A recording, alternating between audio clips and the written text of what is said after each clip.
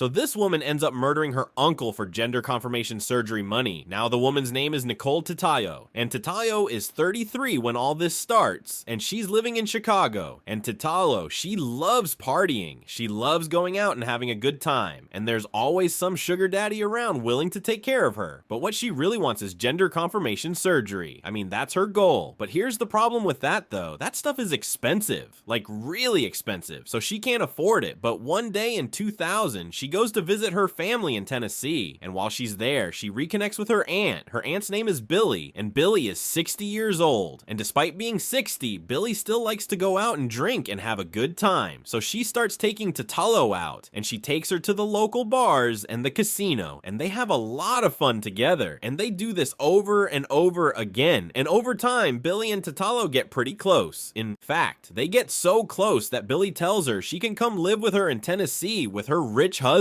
Now, her rich husband's name is Donald, and Donald is 74. And Donald, he owns a successful tool and dye shop, so he's worth a couple $1,000,000. And so Titlow hears this offer, and she's like, sweet. And just like that, she moves in. So now she's living in Tennessee, and she doesn't live with her aunt and uncle for long before she starts to realize that something in this house is off.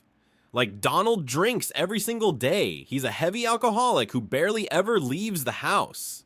Sometimes he'll get so drunk that he falls unconscious, and a lot of times when that happens, Billy has to be the one to take care of him.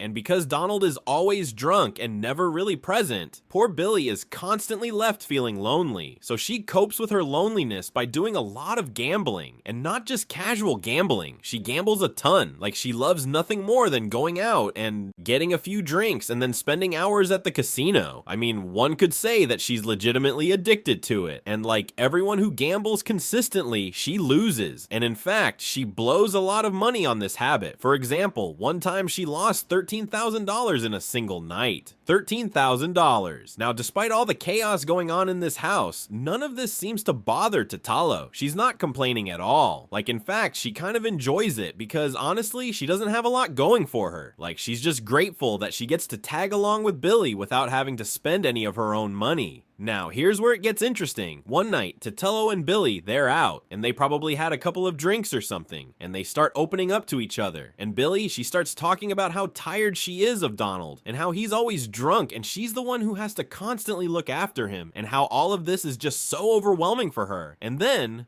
Titlow starts opening up too about how she's trans. Now, Billy is her aunt, so I'm sure she knows that Titlow was born a male. But what she doesn't know is that Titlow hasn't had the full bottom surgery yet. She's had breast implants, but she still has a dong, if you will. And so Titlow tells her that what she really wants is to have the full gender confirmation procedure. And of course, this surgery costs tens of thousands of dollars, so how the hell is she gonna be able to afford it? And I guess Billy is like, don't worry, you will. And they just continue on drinking, so some time passes, and these two keep going out together to bars and casinos, and Billy keeps gambling, and over time her gambling starts getting out of control, and she's losing more and more money, and by this point she's racked up $40,000 in debt. So she goes to her rich husband Donald for help, and I guess Donald, he ain't trying to hear that. He's like, no, you're addicted, go get help. And so they get into a huge argument, and Donald is super pissed off, and Billy is super pissed off because she feels like she's been the one taking care of him every time he's drunk, and now that she needs help, he's going to refuse. And so it's here that Billy has finally had enough, and she starts thinking about murdering Donald so that she can inherit his money, and she's serious about this. She just needs to find the perfect time to do it. And one night that perfect time comes because she and Titlow come home from the casino, and they find Donald's drunk ass passed out on the floor, and Billy is thinking, well, this feels like the right time to murder him. Here's the thing about that though, Titlow is standing right there, and if she sees Billy kill her uncle Donald, she might snitch on her, and so Billy decides to bring Titlow in on the plan. She offers her a deal. If she will help murder her husband, she will pay her $100,000, and then she can go get that surgery that she wants. And Titlow really wants that surgery, so she's like, all right, and so Billy and Titlow get to work. They grab a bottle of alcohol and they start pouring it into his mouth. They're gonna try and kill him through alcohol poisoning. The problem with this is that Donald is so drunk that he can't get himself to swallow, so the alcohol just spills down the sides of his mouth. So that doesn't work, and now they need another plan, and that is when Billy just says,